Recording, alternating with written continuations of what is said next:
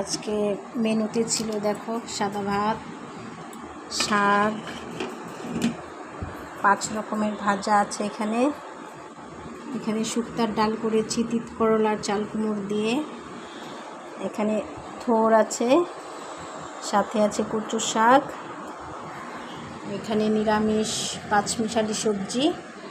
এখানে পটল, পনির, আলু মিশিয়ে একটা ঝোল করেছি। বাঙালিদের শেষ পাতে চাটনি আর হলো দই, সাথে আছে গন্ধরাজ লেবু। কাল রাধা অষ্টমী ছিল, আজ পারো না। আজকে কয়েকজন খাবে আমাদের ঘরে, তার জন্য রান্না করেছি। রান্না করাটা দেখাতে পারিনি, কেন কি দেরি হয়ে যাবে, রান্না করার পরে দেখাচ্ছি। আমার রান্নাগুলো যদি ভালো লেগে থাকে তাহলে তোমরা লাইক, শেয়ার, সাবস্ক্রাইব, কমেন্ট করে দেবে। বাই বাই বন্ধুরা, সবাই ভালো থেকো, সুস্থ থেকো।